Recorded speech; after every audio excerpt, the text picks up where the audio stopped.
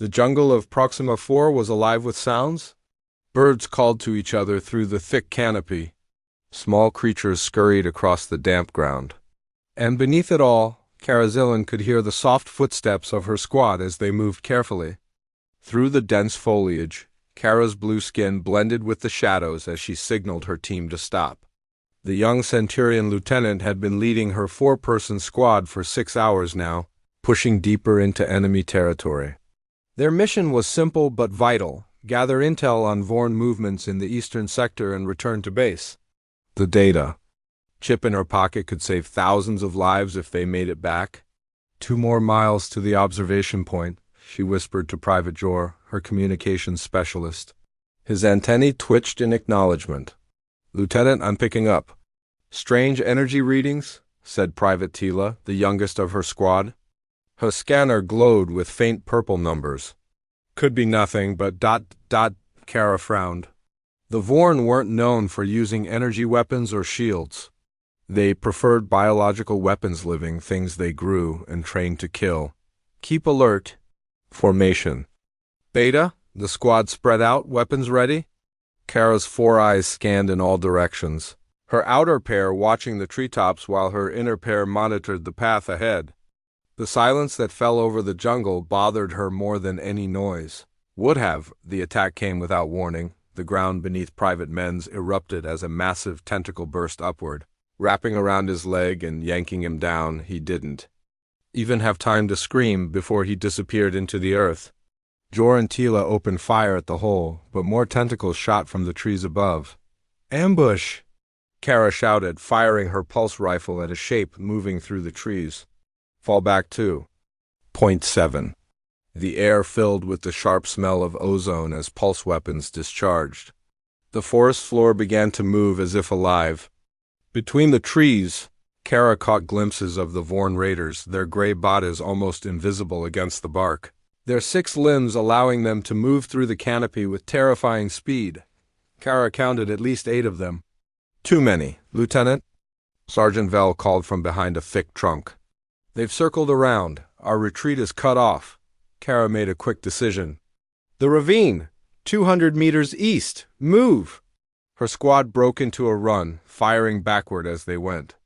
The jungle became a blur of green and blue as they sprinted toward the narrow ravine that would force the Vorn to approach from only 2 directions.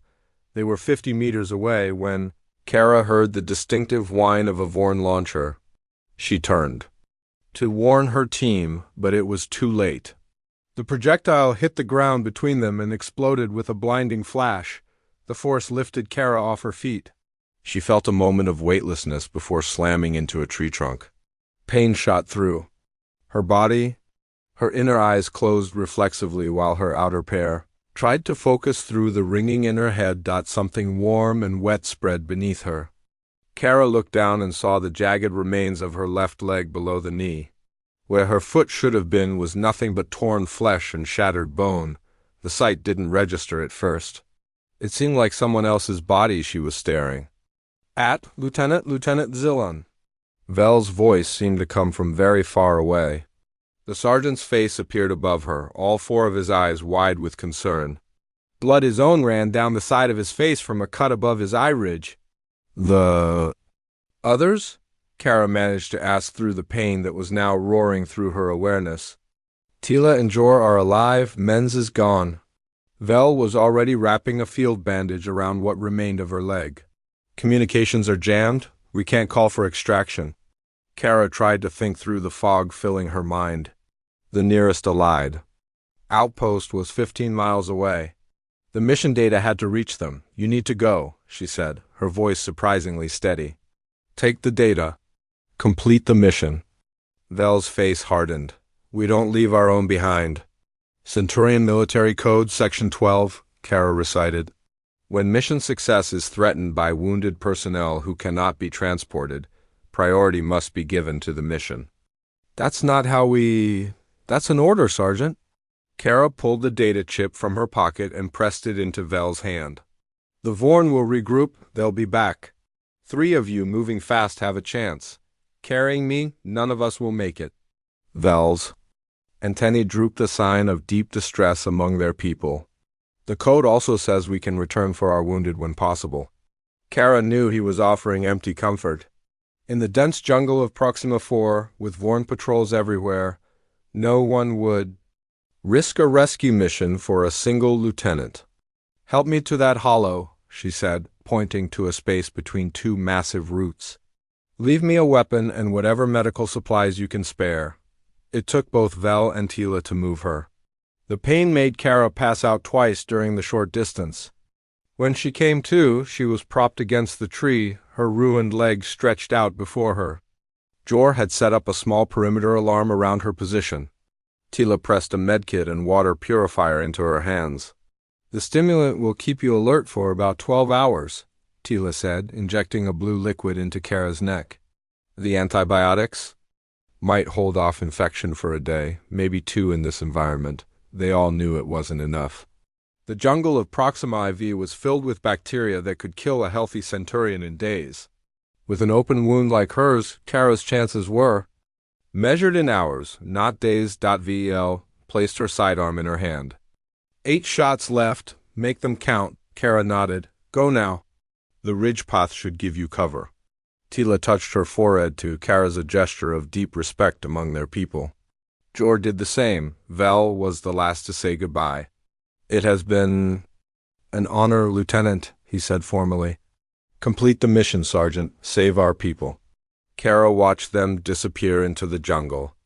The stimulant began to work, clearing her mind even as the pain in her leg became sharper.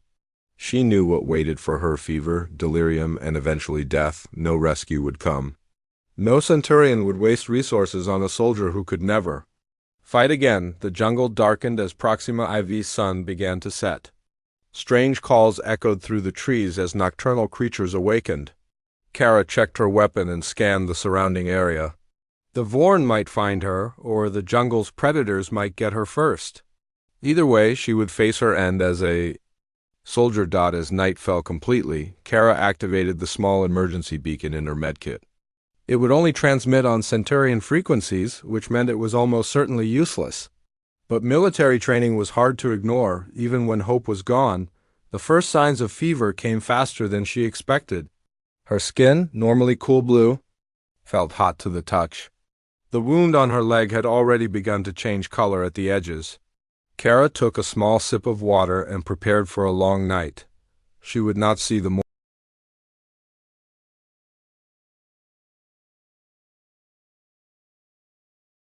Navy Corpsman Alan Miller stared out the small window of the shuttle as it descended through the thick atmosphere of Proxima 4.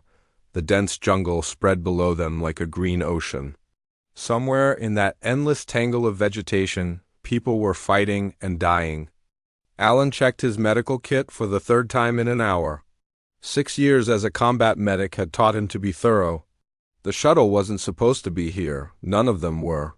The USS Horizon had been on its way to the Arcturus system when the distress call came in from the Centaurian outpost on Proxima 4. "Nervous, Miller?" asked Sergeant Kelly Ross from the seat across from him. The Marine's face was calm, but her fingers tapped a steady rhythm on her rifle. "Just hoping we don't have to use any of this stuff," Alan replied, patting his medical bag.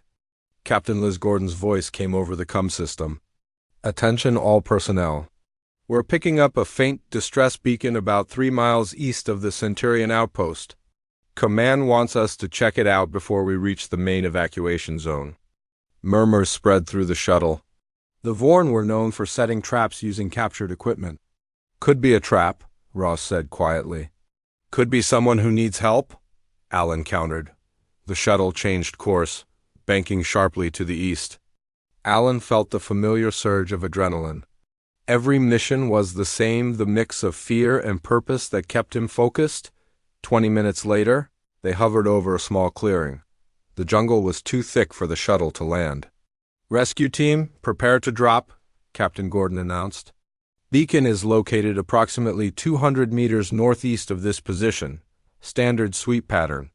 This is search and rescue, not engagement. If you encounter Vorn forces, you call it in and fall back immediately." Alan joined the 5-person team by the door. Ross would lead, with 2 Marines for security and another medic, Sam Carter, completing their group. They checked each other's rappelling gear one last time. Remember, we're looking for Centaurians, Ross reminded them. Blue skin, 4 eyes, and probably not very happy to see humans. They don't trust us much, but they're allies. The door slid open and the humid air of Proxima IV rushed in. The team dropped their lines and descended into the jungle. The moment Alan's boots touched the ground, he felt the difference from training simulations. The air was thick with moisture and strange smells. The ground seemed to pulse with life. Ross consulted her tracker. Beacon is this way. Keep it tight. They moved through the underbrush in formation. The jungle was oddly quiet, which made Alan's neck prickle with unease. During briefings, they'd been told that Proxima's jungles were usually noisy with animal life. Silence means predators, Carter whispered, apparently thinking the same thing. After 15 minutes of careful movement, Ross held up her fist, signaling them to stop. Beacon is just ahead. Miller, Carter, stay back until we clear the area. The Marines moved forward while the medics waited. Alan's heart pounded in his chest. The quiet was unnerving. Ross's voice came through his earpiece. Area secure. We've got 1 Centaurian, female, unconscious. Looks bad. Alan and Carter rushed forward, medical kits ready. In a hollow between 2 massive tree roots lay a Centaurian soldier. Her blue skin had a grayish tinge, and one of her legs ended in a crude bandage soaked with dark purple blood Centaurian blood. Carter checked her vital signs with a scanner. Pulse is weak and irregular, temperature way above their normal range. And this wound, he pulled back the bandage slightly and winced. Traumatic amputation, at least a day old. Infections already set in? Alan knelt beside the alien soldier. Despite the differences in their biology, he could recognize the signs of someone fighting to live. Her 4 eyes were closed, but rapid movements beneath the lids showed she was dreaming or delirious. She's not going to make it, Carter said quietly. Centaurian biology is resistant to most of our antibiotics. Even if we get her to the ship, the doctors won't be able to do much. We're taking her, Alan said firmly. Ross looked at him. Carter's right, Miller. Our orders are to search for survivors who can be evacuated. This one's too far gone. No one dies alone in the dirt, Alan said, using the unofficial motto of the Navy corpsman. Not on my watch. She's still alive, which means she's a survivor. Ross sighed. Fine, but you're taking responsibility for her. I'm not explaining to the captain why we risked our necks for someone who died anyway. Alan nodded. Understood. They carefully moved the Centurion onto a portable stretcher. As they lifted her, her eyes fluttered open, all 4 of them. She tried to speak, but only a raspy sound came out. It's okay, Alan said, even though he wasn't sure she could understand him. We're getting you out of here. Her hand moved to her side, where a small pistol lay. Alan gently moved it away. No need for that, we're allies. The Centurion's eyes closed again as she slipped back into unconsciousness. The team made their way back to the extraction point, moving as quickly as they could while carrying the stretcher. On board the shuttle, Alan worked to stabilize his patient. He cleaned the wound as best he could and set up in 4 with fluids that their briefing material said were compatible with Centaurian biology. What's your plan when we get her to the horizon? Carter asked. The medical bay isn't equipped for long-term care of non-humans. 1 step at a time, Alan replied. First, we keep her alive until we reach the ship. The shuttle docked with the USS Horizon 30 minutes later. Dr. Ben Wright, the ship's chief medical officer, was waiting for them with a small team. Report, Corpsman, he said as they rushed the stretcher toward medical bay. Centurion Lieutenant, traumatic amputation of the left leg below the knee, severe. Infection, dehydration, and shock, Alan said quickly. Been out there at least 24 hours by my estimate. Dr. Wright frowned as he examined the patient. We're not set up for this, Miller.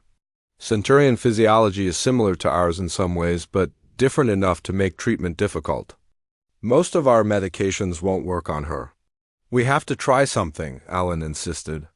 She survived out there for a day with that injury. She's fighting to live. Dr. Wright studied him for a moment, then nodded. All right, we'll do what we can. But I need you on this, Miller. You've had the most training on xenobiology among the corpsmen. Yes, sir. For the next 6 hours, Alan assisted as Dr. Wright cleaned and treated the wound. They had to remove more of the leg to get all the infected tissue. The Centurion remained unconscious throughout the procedure, which was probably a mercy. When they finished, Alan volunteered to stay and monitor her condition. The medical bay was quiet except for the soft beeping of the monitors. He studied the alien soldier's face, wondering what her story was and how she'd ended up alone in the jungle.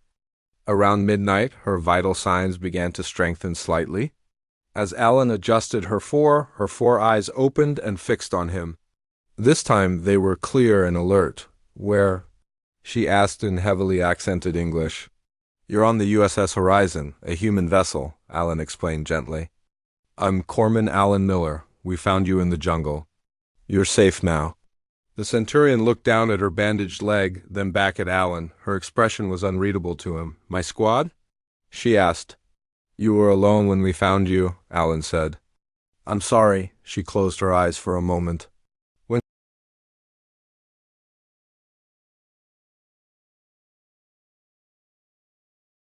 Alan stared at the Centurion in confusion. He had expected many reactions: pain, fear, even the typical stoicism that Centurion soldiers were known for, but anger at being rescued. That he didn't understand? "You were dying," he said simply. "We don't leave people behind." "I am Centurion," she replied, her voice gaining strength despite her weakened state. "Our ways are not yours." Before Alan could respond, Dr. Wright entered the medical bay. He seemed surprised to see the patient. "Awake." "Good, you're conscious." "I'm Dr. Wright, Chief Medical Officer. Can you tell us your name and rank?" The Centurion hesitated, then answered, "Lieutenant Karazillan, 3rd Scout Division." Dr. Wright nodded and checked the monitors. "Lieutenant, we've treated your wound as best we can with our knowledge of Centurion physiology. The infection has been contained, but you'll need ongoing care." Kara turned her face away. "I refuse further treatment." The doctor and Alan exchanged concerned glances. "Lieutenant," Dr. Wright said carefully, "without continued treatment, the infection could return." "You could die. Death in service is honorable," Kara said. "Living as half a soldier is not our way." Alan felt a surge of frustration. "So you'd rather die than adapt?" Kara's 4 eyes fixed on him. "You understand nothing of our culture, human." "Then help me understand," Alan challenged. "Because from where I'm standing, throwing away a life you fought to keep seems wasteful." Dr. Wright raised a hand to quiet Alan.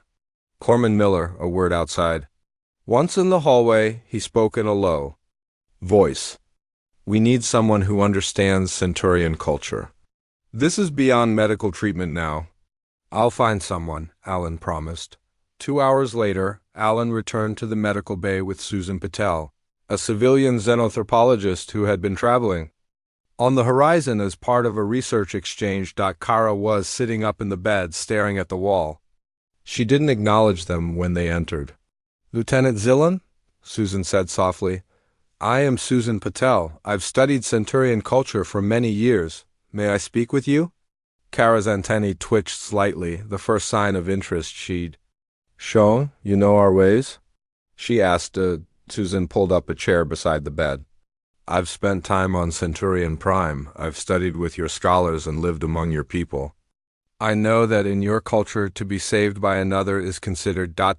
complicated." Kara gave a sound that might have been a bitter laugh. "Complicated. Yes, in your language that word will do."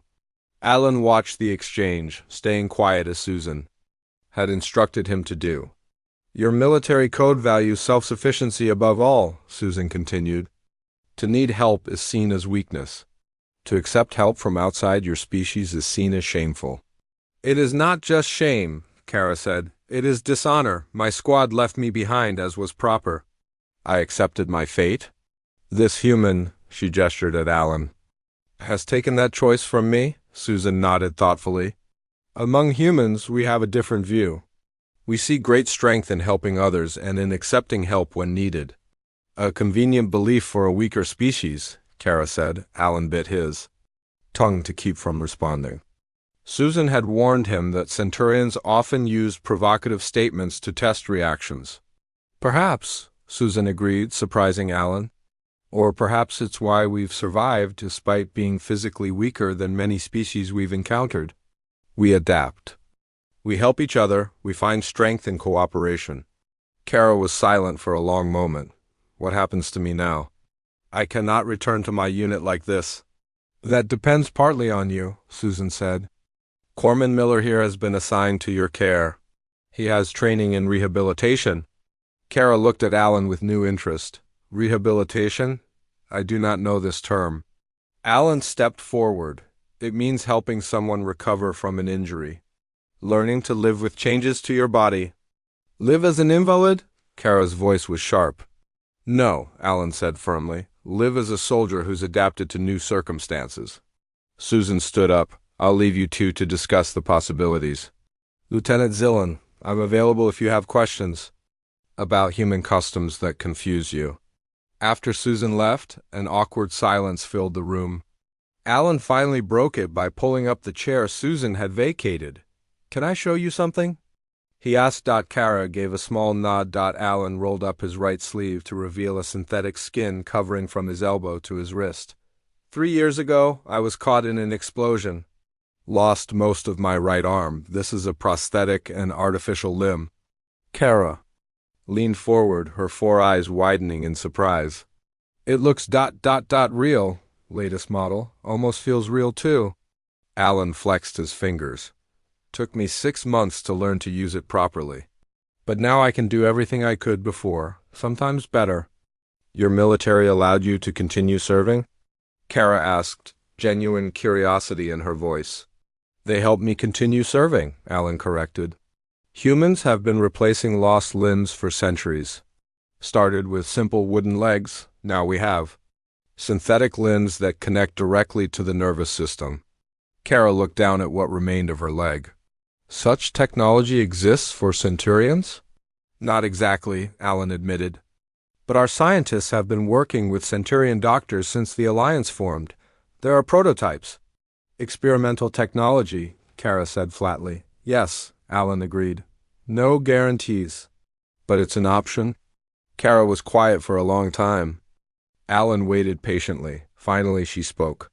In our history there is a warrior called Talvorax. He lost an arm in battle, but continued to fight using a metal hook in its place. He is remembered as stubborn and resourceful. She looked up at Alan. Not honored as our greatest heroes are, but not dishonored either. Alan recognized an opening when he heard one. Tell me more about him. For the next hour, Kara told stories from Centurion military history. Alan listened, asking questions that showed genuine interest. He noticed that many of their heroes were celebrated for adapting to difficult circumstances, though never for accepting outside help. Your people value adaptation, he pointed out. Isn't accepting new medical technology just another form of adaptation? Kara's antennae twitched in what Alan was beginning to recognize as a thoughtful gesture. Perhaps, but it would be unprecedented. Someone has to be first, Alan said. Why not you? The ship's lights dimmed slightly, indicating the beginning of night cycle. Alan stood up. You should rest. The more strength you regain, the more options you'll have. Will you return tomorrow? Kara asked, surprising herself with the question. Alan smiled. Every day until you're sick of seeing me, it's my job. To fix broken soldiers? There was less bitterness in her voice now. To help people heal, Alan corrected. The rest is up. To them, as he turned to leave, Kara called after him. Corman Miller? Yes? I will consider what you have said about rehabilitation. I make no promises, Alan nodded. That's all anyone can ask? After he left, Kara lay back in the strange, human bed. For the first time since waking on the ship, she allowed herself to imagine a future one. That didn't end with her honorable death or a desk assignment far.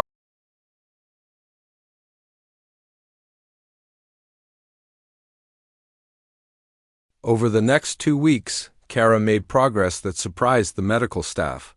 Her natural Centurion healing abilities, combined with the treatments Dr. Wright developed, helped her recover from the infection faster than expected, Each day, Alan spent hours with her, first helping with basic movements and then beginning simple exercises to strengthen her upper body.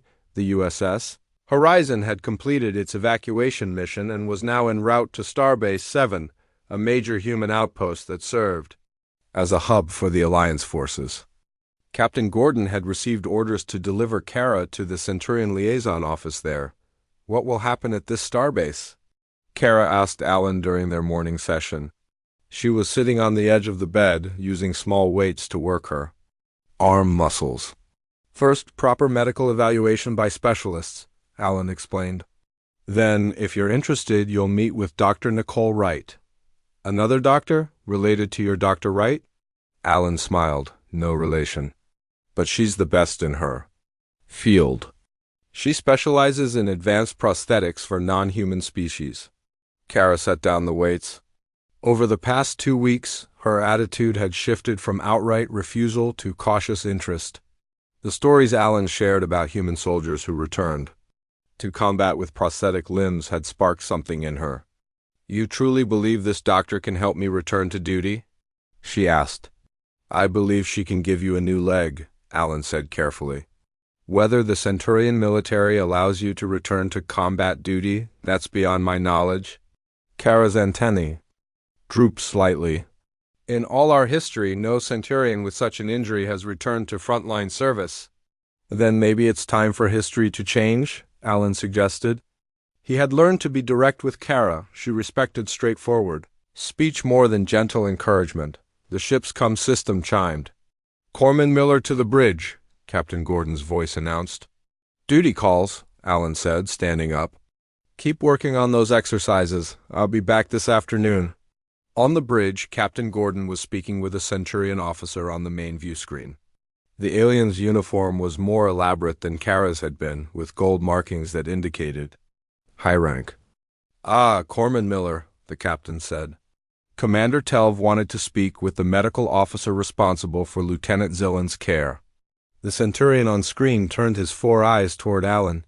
You are the one who found our lieutenant? I was part of the rescue team? Yes, sir, Alan replied, standing at attention. And you have been overseeing her recovery? Yes, sir, Lieutenant Zillan has made remarkable progress. Her infection is cleared, and she's regaining her strength. Commander. Telv's expression was unreadable to Alan. We are surprised by her survival. When her squad returned without her, following proper protocol, we considered her lost. She's a fighter, Alan said simply. Indeed, the commander paused. We understand you are taking her to Starbase 7. We will have representatives meet your ship there. Lieutenant Zillan's case is ... unusual. There will need to be a review of her status. After the communication ended, Captain Gordon turned to Alan. What's your assessment of the lieutenant, Miller? Will she be ready for whatever review they're planning? Physically, she's recovering well, Alan said. Mentally ... he hesitated. She's struggling with their cultural attitudes toward injured soldiers, but she's starting to see possibilities. The captain nodded. Keep working with her. We reached Starbase 7 in 3 days. When Alan returned to the medical bay that afternoon, he found Kara attempting to stand using the parallel bars Dr. Wright had set up for her. Sweat beaded on her blue skin as she gripped the bars tightly, her remaining leg trembling with effort. Whoa. Who authorized this? Alan asked, rushing to her side. I did, Kara said through gritted teeth. I must be stronger before we reach the starbase. You heard about the Centurion representatives? She nodded, lowering herself back into the wheelchair. Commander Telv contacted me directly. There will be a tribunal to determine my fate. Alan pulled up a chair to sit facing her. What does that mean exactly? They must decide if I can still serve the Centurion military, Kara explained. If I am ... diable. The way she said the word made Alan uncomfortable. And if they decide you're not? Kara's 4 eyes blinked in sequence, a gesture Alan had learned indicated deep emotion. Then I will be released from service with basic support, a small living space in a veterans facility. Monthly stipend, medical care, her voice was flat, a half-life. Or, Alan countered, you meet with Dr. Nicole Wright, Get fitted with a cutting-edge prosthetic leg, learn to use it, and show your tribunal that you're still every bit the soldier you were before. A small smile formed on Kara's face, a rare expression for a Centaurian. You make it sound simple. It won't be, Alan admitted. The rehab will be painful. Learning to use a prosthetic takes time and patience. But I've seen soldiers come back from worse. Human soldiers, Kara pointed out. The principles are the same. And Dr. Wright has worked with Centurion patients before. Not combat amputees, but accident cases. Kara gripped the arms of the wheelchair. Help me back to the bars. I need to be stronger. For the next 3 days, Kara pushed herself harder than Alan thought wise, but he understood her determination. By the time the Horizon docked at Starbase 7, she could stand on her remaining leg with minimal support and move short distances using crutches. The Starbase was massive, a sprawling structure that served as a medical center, research facility, and military outpost. As Alan helped Kara into the transport that would take them to the medical wing, she grew quieter than usual. Nervous? He asked. Centurions do not get nervous, she replied automatically, then sighed. Yes, the tribunal will include senior officers from my division. They will expect me to accept honorable discharge. And what do you want? Kara looked out at the busy starbase, watching humans and aliens of various species moving with purpose. 2 weeks ago, I would have accepted their judgment without question. Now, she turned to face Alan. Now I want to fight. Not just in the war, I want to fight for my place as a soldier. Alan smiled. That's what I wanted to hear. The medical wing of Starbase 7 was state-of-the-art. Dr. Nicole Wright met them in her office, a tall human woman with dark skin and quick, precise movements. She greeted Kara with a respectful Centurion gesture that clearly surprised the lieutenant. I've studied your case, Lieutenant Zillan, Dr. Wright said, and I believe we can help you. She activated a holographic display that showed a detailed image of a prosthetic leg. It was sleek and functional, with a slight blue tint that matched Centurion skin. This is our latest prototype designed for Centurion physiology, Dr. Wright explained. It connects directly to your nervous system, allowing for natural movement and even sensory feedback. Kara leaned forward, studying the image. I would feel with it? To an extent, yes. Pressure, temperature, position in space.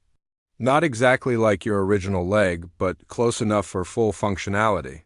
The procedure? Kara asked. Complex, Dr. Wright admitted. 6 hours of surgery to prepare the nerve connections, followed by 2 to 3 weeks of calibration and initial training. And the success rate? Dr. Wright looked directly at Kara. With human patients, 92% achieve full mobility. With Centurions, we have limited data. The technology is adapted from our human models.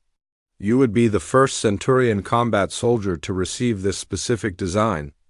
I would be an experiment, Kara said flatly. You would be a pioneer, Dr. Wright corrected. Every medical advance begins with someone willing to be first. Kara was quiet for a long moment. Then she turned to Alan. What do you think, Corman? Miller? Alan was surprised by the question. I think it's your decision. But if you're asking my opinion, I think you were ready to die for your people in that jungle. This is another way to serve them, by opening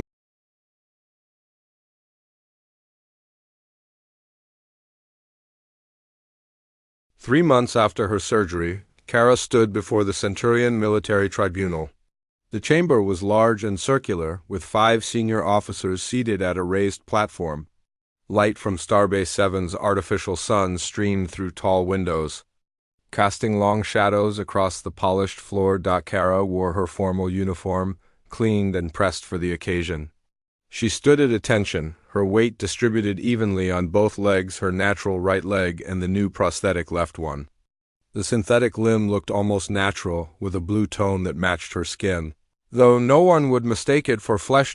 Commander Telv sat at the center of the tribunal, his 4 eyes studying her carefully. Lieutenant Kara Zillan, you appear before this tribunal under unusual circumstances. Never in our records has a soldier who was left behind according to protocol returned to active duty consideration. Kara kept her gaze forward. Yes, Commander. You were rescued by humans, treated with human medical technology, and have been fitted with an experimental prosthetic device. Telv's voice betrayed no emotion. You now petition to return to active combat duty. This is unprecedented.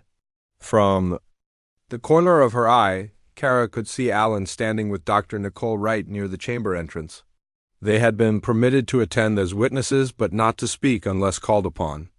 It is unprecedented, Commander, Kara agreed. But so is the alliance between our peoples.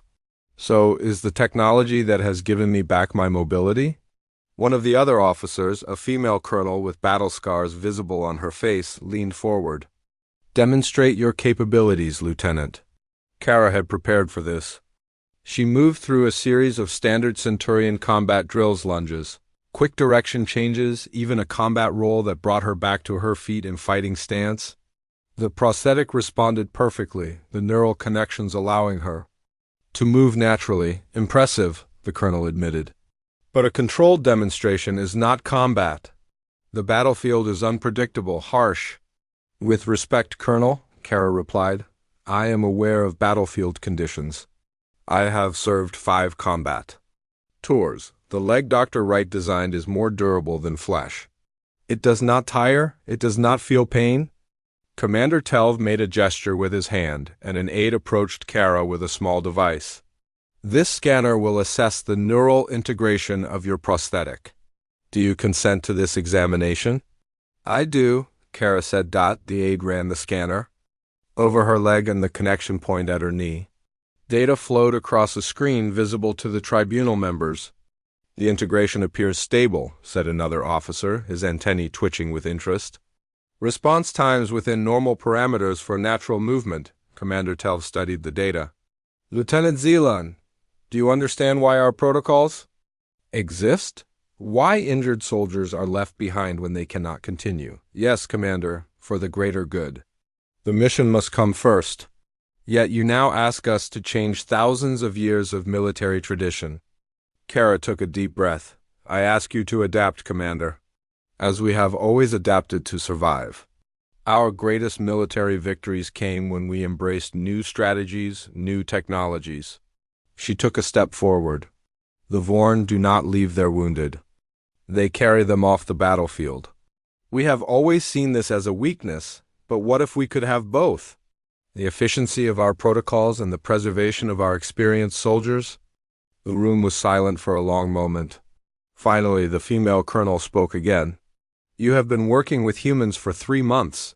Has this changed your loyalty to the Centurion military? My loyalty is unchanged, Kara said firmly. But my perspective has expanded. The humans save me not because they are weak, but because they recognize strength comes in many forms. Experience has value. Trained soldiers are assets worth preserving. Commander Telv exchanged glances with the other tribunal members. We will confer in private. You will await our decision. The tribunal members filed out of the chamber. Kara remained standing at attention until they had gone, then allowed her shoulders to relax slightly. Alan approached, his face concerned. How do you feel? Strange, Kara admitted. I have never questioned our ways before. Dr. Wright joined them. The neural readings were excellent. Better than I expected for this stage of integration. Will it be enough? Alan asked. Kara looked at the empty tribunal seats. I do not know. Our military has changed little in centuries. They waited in silence for nearly an hour before the tribunal returned. Kara resumed her position of attention. Commander Telv's face was as unreadable as ever. Lieutenant Kara Zeeland, this tribunal has reached a decision. Kara steeled herself. Your request to return to active combat duty is ... double quoted. He paused. Approved with conditions. Kara's antennae straightened in surprise. Commander? You will serve as part of a new joint Centurion Human Special Operations team. You will help develop protocols for the treatment and rehabilitation of injured Centurion soldiers. You will report directly to this tribunal on the effectiveness of this new approach. The female colonel added, "This is a test program, Lieutenant. Its success or failure will rest largely on your shoulders." "I understand," Kara said, her voice steady despite the emotion she felt. "I will not fail." "See that you don't," Commander Telv said. "You are not just a soldier now. You are a symbol of a new path, one we are not certain is correct. Prove to us that it is." The tribunal was dismissed. As the officers filed out, the female colonel paused beside Kara. "Your squad completed their mission," she said quietly. "The data you sent them with saved thousands of lives. Remember that in the difficult days ahead." When they were alone in the chamber, Alan grinned at Kara. "Congratulations, Lieutenant." "I could not have done this without you," Kara said, the formal Centurion speech pattern softening slightly. "Without either of you," Dr. Wright smiled. "The hard work is just beginning. The Joint Operations Team will need to learn to work together. Different species, different military cultures. And I have something else to ask of you, Corman Miller," Kara said. "The Joint Team will need a Chief Medical Officer. Someone who understands both humans and Centaurians." Alan looked surprised.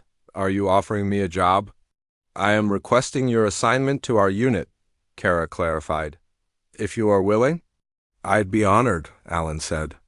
"Though I should warn you, I'm going to be just as stubborn about keeping all our soldiers alive as I was about you." Kara's face formed the small smile that Alan had come to recognize as genuine. "I would expect nothing less." 3 weeks later, Kara stood at the head of a dropship, looking out at her new Team 6 Centaurians and 6 humans, all specially selected for the experimental unit. Their mission was to extract a group of scientists trapped behind Vorn lines on a contested moon. Alan sat checking his medical kit, now expanded with supplies for both species. He caught her eye and gave a small nod of encouragement. Kara addressed the team. "We are making history today. Not just by being the first Joint Special Operations Unit, but by showing that adaptation is strength, not weakness."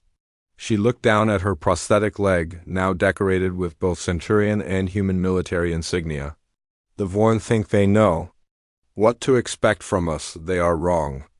As the dropship prepared to launch, Kara felt a certainty she had not known since before the jungle. She had lost a leg but gained something far more valuable, a new way forward. Not just for herself, but for both their peoples. The mission clock counted down to 0.